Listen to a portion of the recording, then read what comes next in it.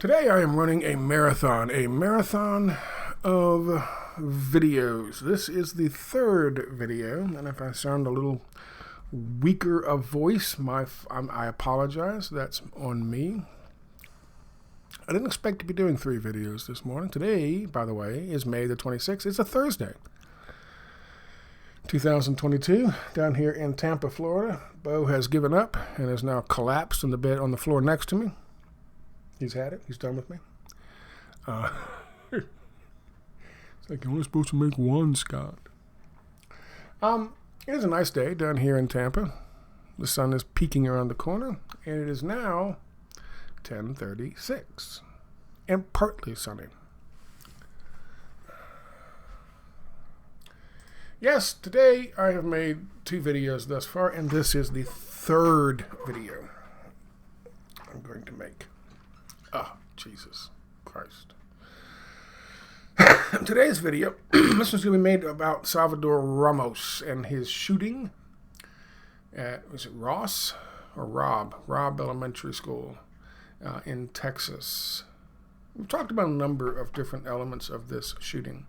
One of the videos I did before talks about one of the elements of this. In this one, we're going to talk about the story itself and how it's progressed. Now, let me just start off with this before the YouTube censors. I'm going to try to put this one on YouTube. I can't put the other one, but I can't put this one. I think. Who knows? Doesn't fucking matter. I've already had 2 YouTube channels deleted by YouTube. If this is a third, there we go. We got the trifecta. Now, let me just toss this out there for the hell of it. I want to say right off the bat, when you do stuff like this, you realize you got to take everything from the beginning with a grain of salt because it takes a while to get to the end.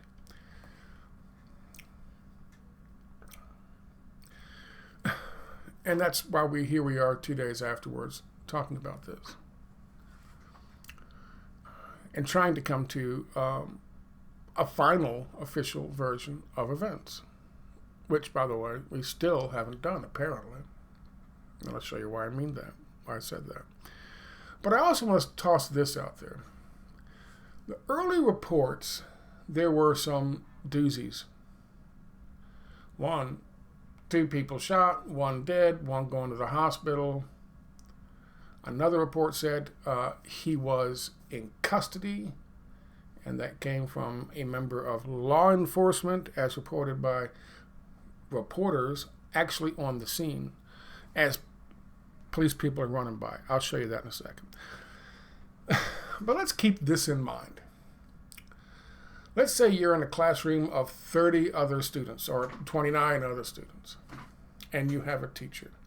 And one day, the teacher starts off the lesson in civics like this. He writes something on a piece of paper. And he simply writes, Hawaii is a beautiful island, or set of islands. Fuck off. On a piece of paper, scrap. Doesn't show it to the students. He takes that piece of paper and he shows it to the first person at the front of this row. And he's, read this to yourself, and then turn around without anybody else being able to hear, whisper it to the person behind you, and they do the same thing to the person across, comes back up, to the person across, goes back down, to the person across, comes back up.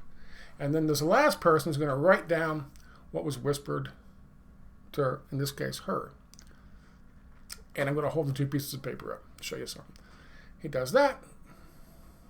Hawaii is a beautiful chain of islands. And in this one, Thor is the emasculated thunder god. Nothing to do with the other. Yet the instructions were very simple. Whisper it, hear it, whisper it. Whisper it, hear it, whisper it. The message should be exactly the same, but it isn't. Never is. That fucking exercise works 100% of the time, and you get some funny results. For those of you out there who are teachers. There were over 100 law enforcement officers on the scene, representing 12 to 16 different agencies. When one person got some information and passed it to another person, passed it to another agency, passed it to a different agency, passed it to another fucking officer, passed it to another agency, and then their sister, and then their mother-in-law, and then their gardener, and then another agency, and it gets to the fucking reporter, who the fuck knows what the reporter's going to hear? And that's a fact. That happens in investigations like this, especially when they involve children, especially a mass casualty event, when everybody wants to get involved in this, everybody wants to help out as much as possible. It's like when you have police officers doing a beating on somebody. Another police officer just happens to walk by. It is his fucking, it's been drilled in his head. What side of that fucking thin blue line are you on? He's got to run up and throw a fucking knee into a fucking pressure point on the person who's already on the ground, aka George Floyd, in order to support the officer who's illegally beating somebody up because he didn't give him his crack kickback, or whatever the fuck the case may be. But that is ingrained in law enforcement. Same thing with fucking law enforcement agencies when something like this happens. They have to come rushing into the scene, and they have to fucking help. They don't want to be the one agency that say, we'll hang out here in the fucking donut shop, and, in case something else happens, y'all go ahead and take care of this mass casualty event at a fucking elementary school. They all got to be there. And I'm going to show you a video that supports all of that. So, I guess, to make a short point long, you always take what you hear to start with a grain of salt. I'll give you another example. When James Holmes was arrested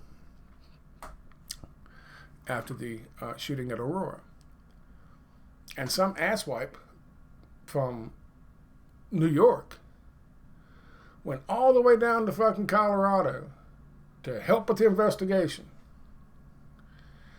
And somebody asked him what was going on, and he just had to fucking get his name in the paper. So he said, when he came into the fucking police station, he said, "I am the Joker." And that was on headlines. Never happened. Never happened. Joker's hair is different color, by the way, in case you didn't know. Of course, that dumbass boomer. Ha! What the hell would he know? He probably never even watched a goddamn movie. But he wanted to get in the papers. He wanted to be seen as somebody who's in the know. You never can take the early reports seriously. But you can take the later reports very seriously. And you should. Better O'Rourke. And you should fucking treat those fucking press conferences with a little more fucking respect. Because even if you hate the people on stage, giving the press conferences, it ain't about you. It ain't about your fucked up political goddamn career. It ain't about your ambitions to be the next fucking governor of Texas. And it damn sure ain't about you personally. It is, however, about those family members who are being addressed in the audience. You insipid, selfish, self-absorbed piece of shit. The timeline should be, at this point, pretty well understood. Remember back in the Vegas shooting, and in came the glorious FBI, and they were going to fucking make sure everything was done okay. And they gave one fucking press conference, and then 2 days later another press conference, and then a day later another press conference, and then they quit giving press conferences. Why? Because the story kept fucking changing. And every time the poor guy giving the goddamn press conferences had to come out there and tell reporters something different happened, standing right behind him, as if he was the puppet master, was the guy from the FBI, the glorious FBI, who, by the way, are on the scene now down in Texas. They got to the point where they quit giving press conferences because they had to shape the narrative. And it came out that they were shaping the narrative in favor, I think it was the MGM Grand. It was one of those. Whichever one of the fucking casino corporations it was. They were concerned about lawsuits. And that is, don't fucking kick me off YouTube. That was in the goddamn mainstream press. So anyway, here we have a situation from Vice News, the CIA's Vice News. The police timeline of the Texas school shooting has a lot of holes. Texas law enforcement officials are being strangely opaque about what actually happened during the shooting at Robb Elementary in Uvalde, Texas. This is by Tess Owens. Was written yesterday afternoon, late afternoon, and published at Vice News. The Texas officials are clapping themselves on the back for what they've described as heroic and courageous actions by law enforcement who responded to an armed 18-year-old at an elementary school on Tuesday. 19 children and 2 teachers were killed, 17 more were injured. And despite Texas Governor Greg Abbott's insistence at a press conference Wednesday that things could have been much worse, if not for law enforcement's actions, officials are being strangely opaque about what actually happened at Robb Elementary in Uvalde, Texas. When asked about how much time passed between the gunman arriving at the school and the gunman being killed, Texas's Director of Public Safety, Steve McCraw, offered an indefinite response. 40 minutes, an hour, he said, but I don't want to give you a particular timeline. Bottom line, law enforcement was there. They did engage immediately. They did contain him in a classroom, and they put a tactical stack together in a very orderly way and breached and assaulted the individual. It's unclear how long the shooter was in that classroom until a tactical unit arrived on the scene. It's also unclear how many children were in that classroom. I've heard all were in that classroom. Sometime late Tuesday morning, the gunman shot his grandmother in the face. As of Wednesday, she remains in the hospital in critical condition. He then got into a truck, drove towards the elementary school a few miles away, crashed into a ditch for no apparent reason, more than 100 feet away from the property. School resource officer had heard the reports about the crashed vehicle, so he confronted him. According to McGraw, the gunman entered the school anyway. The school resource officer followed him right in immediately. At that point, rounds were exchanged. Then officers from the Uvalde Police Department arrived, and there was more shooting, and the officers were wounded, though other officials have said repeatedly they just sustained minor injuries. Eventually, those officers were responsible for containing the gunman in a classroom. Spokesperson for the Texas Department of Public Safety repeatedly told news outlets earlier that the suspect barricaded himself in the classrooms and immediately started shooting. Now, yesterday we talked about the member of Border Patrol Special Operations, the BORTAC unit, and we had 2 different stories from them.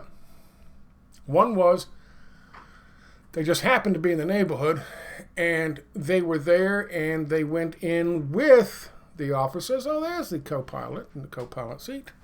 It's Cricket. Can I exploit you? No? Okay, she's mad. Other aspect of that story was he went in immediately and shot the guy and killed the guy. And then the rest of the officers showed up. Now we have a different story. In order to get a better understanding of this, now that's just one version. And Vice goes into, a different version here from Eric Estrada. I can't believe there's a guy by the name of Eric Estrada there. If you don't know anything about Eric Estrada, look up Chips. Let's take a look at Uvalde.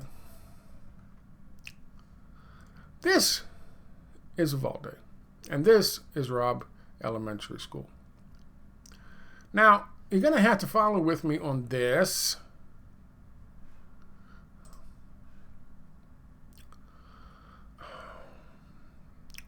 This is the CNN.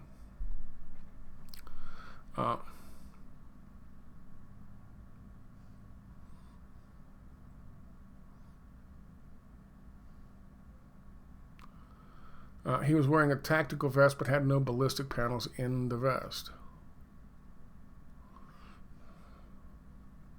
Okay. Let me just toss this out there real quick. I said when I first saw this, all these assholes talking about this poor bastard, this transgendered person was the shooter. And now you've got all these assholes talking about the tranny killer and all that bullshit. Stop doing that. It's not the same dude. This is Sputnik. It's not the same dude. So just stop it. If you have no idea why that's being done, you're a moron. It came from 4chan. The intelligence assets out there use 4chan because it can be anonymous. They want the internet shut down and controlled because of hate speech. And so now this poor guy is having his life ruined because of hate speech. If you're not smart enough to see through that, don't post anything. Don't repost anything. And for God's sake, don't write anything if you don't understand what it is you're dealing with. Okay. This is how I know basically what's going on here. Or at least part of it. This is his home. This, of course, is Uvalde. Here is the fucking Robb Elementary School. Here's where the truck crashed. And, of course, that's where his grandmother lived.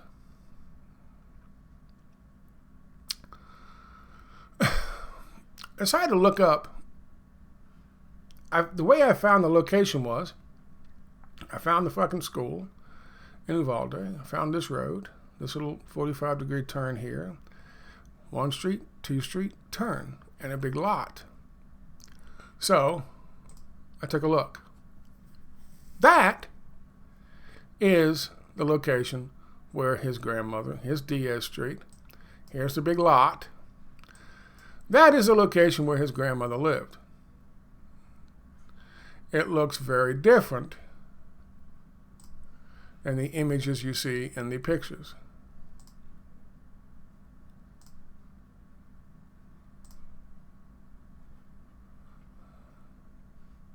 Well,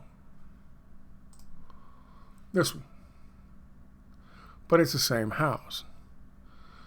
Door, porch, offset, even on one side of the short, narrow fucking house, offset on the other. Window outside the porch, window under the porch.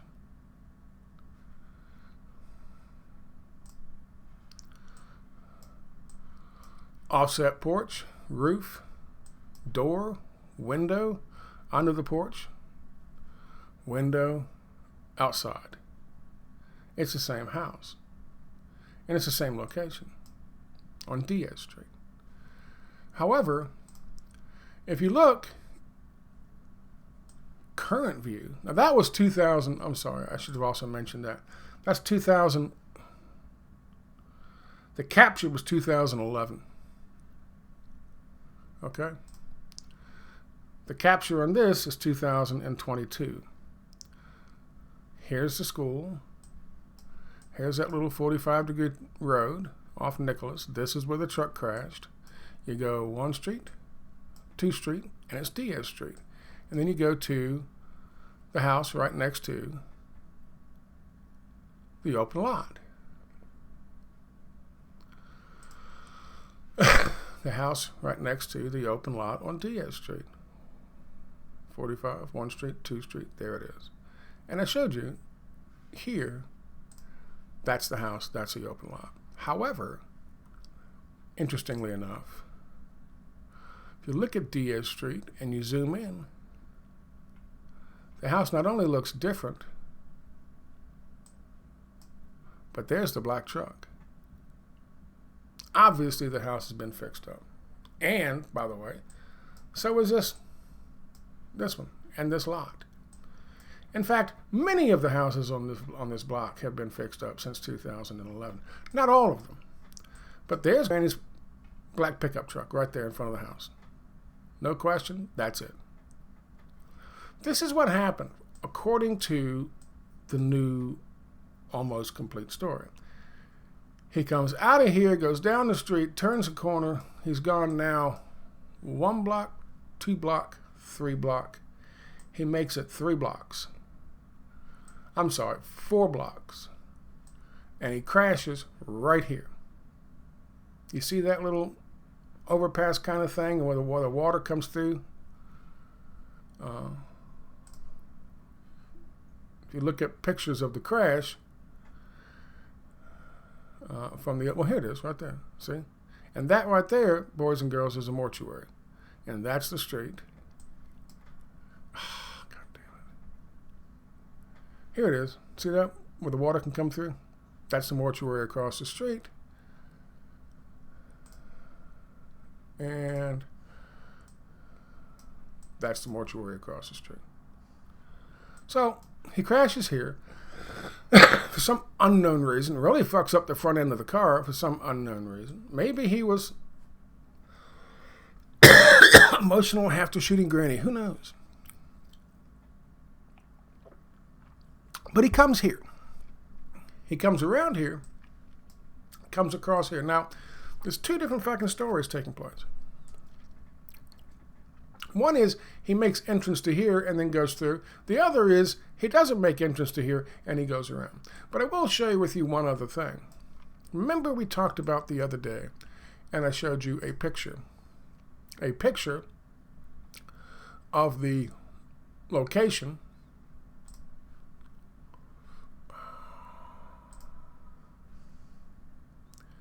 Where did I have it? I showed you a picture of the location and the shooting, and they showed you a video. Remember that video we saw?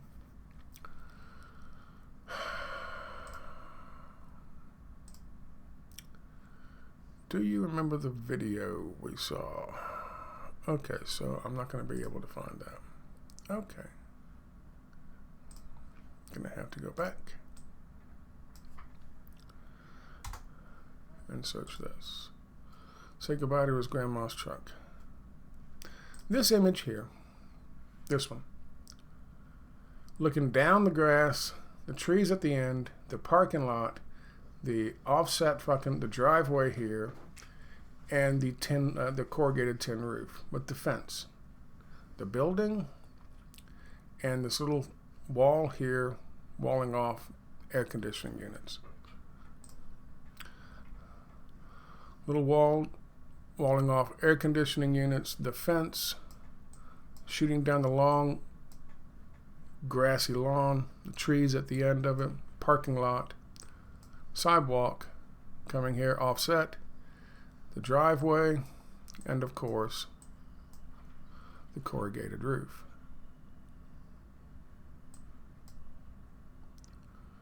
If you look, there is a straight line through all this, right past the fucking telephone pole. This is the telephone pole. And that corrugated roof. Telephone pole, corrugated roof. For some strange fucking reason, when this was happening, somebody with a cell phone was standing on that fucking roof.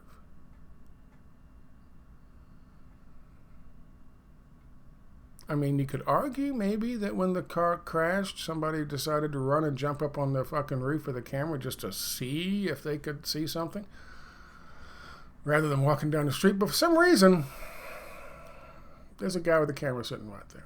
Now, here's the deal, boys and girls. Let's just continue with the story as is, from what they've fucking said. In this case, according to McCraw, the school resource office engaged Ramos with no gunfire was exchanged. This is when Ramos entered the school through a back door and went down the hallway to adjoining classrooms. Now, I want to see if I can find that image. There's a map of what this took place in the school, where the shootings took place in the school. and it's this one. Now, here's a circular driveway, poorly drawn by the way. There are 5 buildings. One is extended with the overpass, with the walkway right in front of them. This is the walkway right in front of them. This is the curved driveway. This is the main building of the 5, and these are the 4 buildings on the side. So this one that image comes from here. The first image we saw of the shooting of the guy walking in came from there, which, by the way, he did appear to be by himself and going into the building here. But according to the news story, he went around and he came in the back door. Now, according to this,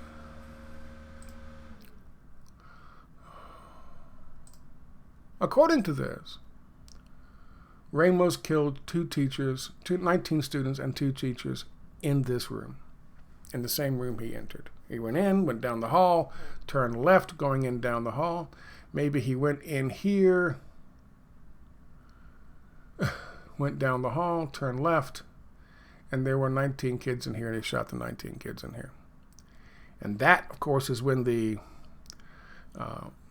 Border Patrol agent from the Special Operations team ended up taking him out after he was barricaded in this room. That, of course, is the quote-unquote official story. As it is now. Now remember, there were other versions of that. There was one, and I don't know where I put it. Maybe I don't have it anymore for some strange reason. There was one saying that he had been arrested 2 weeks. They were there 30 minutes after this whole thing started. All the fucking police were there. I don't know where that is. I thought I had pulled that out on this and put that out, but I guess I did not. Maybe it's here. Well, guys, we are still waiting for some more details exactly what happened out here today. We do know that one person is in custody. We talked to the sheriff of Uvalde County, who said DPS is taking over the investigation, and we're waiting for information. I've been here about 20 minutes, and I can tell you already this is a very difficult scene out here. Let me step out of the way so you can see a little better of what we're seeing out here. Border Patrol, Uvalde, City Police, Uvalde County, DPS, multiple law enforcement agencies from probably 4 different counties, surrounding counties, in addition to EMS units from Kenny County, from Medina County, from Valverde County. All of these border communities coming together right here to support this community in whatever happened out here today. Once again, we are waiting for some specific details. We do know from Uvalde Police Department that the students are being transported to the Willie De Leon Civic Center to meet with their parents. We just saw those buses pull out about 5 minutes ago. You can still see there is a large law enforcement present in the back of the school. We are actually standing in the front of the school. This is as far as we can get to the scene. I can just tell from the faces out here of law enforcement, this is very difficult. Now, this is interesting because you'll see a number of law enforcement officers running someplace. It's difficult for us to stand out here. It's not just them. And we're still waiting to find out exactly what happened. It's not just them. We do see some more law enforcement, looks like DPS, Border Patrol, running into the school right now. We are not sure why. We don't know what's going on. We are standing here. Looks like that perhaps is Sheriff Nolasco also running into the building right now. It's not just them. Some kind of... Now, maybe we could look and take a look at and see if exactly which direction they were heading on school property. Not entirely sure. But there's an example of what I'm telling you, what I told you before. With so many law enforcement agencies and people trying to get stories and reporters trying to get a story, they'll talk to anybody. Someone give me a story. And anybody, sometimes, they're obviously, many of them are professional enough to say, no comment. Talk to the one person you're supposed to comment to. But not all of them are like that. Here's my thing.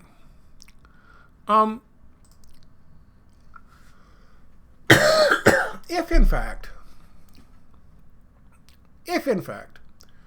this is where they were running, And it would appear to me that she was here and they were running this way. Maybe they were heading to here. I don't know. But this is the fence. I don't see the fence like this anywhere else. It certainly wasn't. Maybe it was over here and they were running. I have no idea. That's why you can't really say. But here's the thing.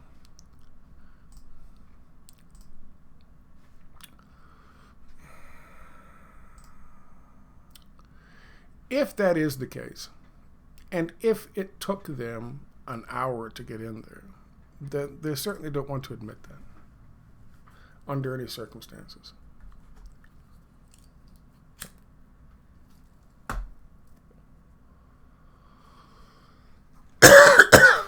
If he was barricaded in there after killing a bunch of kids or shooting a bunch of kids in that room, and even if the shooting stopped, you can't not go in there. I mean, I know I'm not a member of law enforcement. I've never been in a situation like that before. However, this is the job. And I've said this before so many times talking about these events, when, like in Columbine, like in fucking Parkland, when you come to find out that a member of law enforcement, armed, trained, is going to sit and wait when it involves children. If you're talking about 18 crackheads in a crack house who are being shot up by an angry drug dealer or another crackhead, well, you don't rush into there without proper backup, or you wait for SWAT to come in and breach and enter because they're better at that than you are. That might be understandable. But elementary school kids, some who could still be conceivably fighting for their life after being shot on the floor, and you're going to wait? That is, that got the police department in Parkland in a lot of trouble.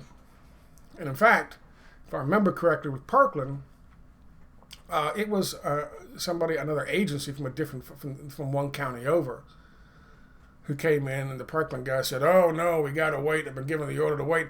And the guy said, "What the fuck are you talking about?" And went on past him, went on in.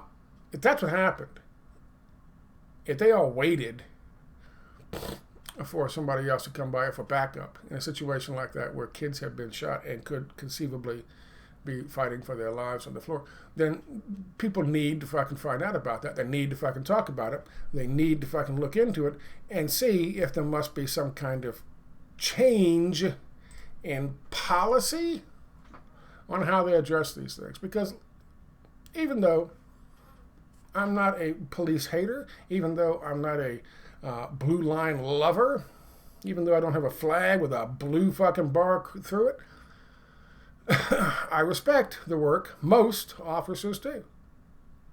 And I call for accountability when some fuck up.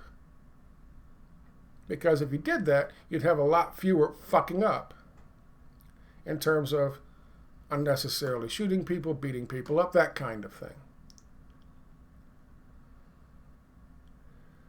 So with that in mind, understandably, it is a dangerous situation to expect someone to go in there and kick a door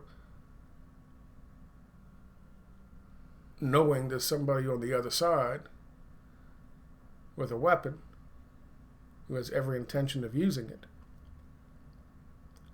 But ladies and gentlemen, boys and girls, that is the job. And you can argue all you want about whether or not his first fucking commitment is to make sure he comes home at the end of the day when it involves defending a 56-year-old broken down ex-fucking carpenter's life. I might argue with you on that if I'm lying there bleeding out. And I might take the side that you don't expect me to take.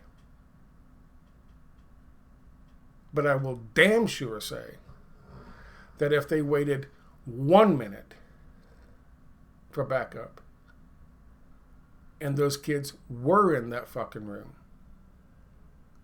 And they knew some of them had been shot, and in all likelihood, some of them were still living and fighting for their lives. If they waited 1 minute, then they should not be law enforcement officers.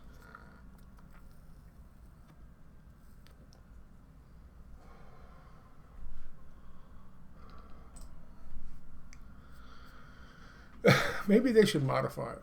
It used to be serve and protect. And they scrubbed that off the side of the fucking cars, because that's not what they do. Then they started teaching them, no matter what, you make sure you go home at the end of the day. Which means if you got to pull a trigger on a guy holding a cell phone because you're not really sure and you don't want to wait long enough to realize, oh, it's a cell phone, well, it's okay. You make sure you go home. Maybe we should modify that. It's okay to teach a cop. It's okay that you go home at the end of the day, as long as you're not trading a kid's life in order to do it.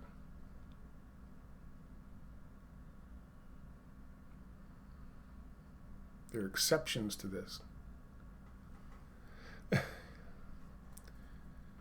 Maybe you should paint that we serve and protect back on the side of the cars, but just we serve and protect children. Just as a daily reminder for the officers when they get in and out of their fucking $130,000 air-conditioned offices, that in that rare once-in-a-lifetime fucking moment, you put somebody else's fucking well-being ahead of your own. And if it has to be just children, so be it. Now, who knows where this story is going to end up? I don't know. I don't even pretend to know. We'll see how it goes. I'm still highly suspicious of it anyway. And now we got fucking cops waiting outside the fucking door, not waiting outside the door, engaging with a guy who's wearing fucking flak jacket, carrying a fucking $3,000 military grade professional AR-15, engaging with him, but not exchanging fire as he leaves and goes around the building. What? And your job is to protect the fucking school? What? The story is messed up. The story is messed up. And I don't care who you are. I don't care if it costs me my fucking YouTube goddamn channel or not. The story is messed up.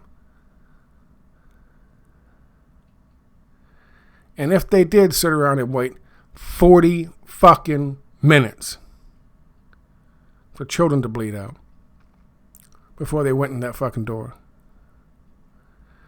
every one of them who waited should be fired.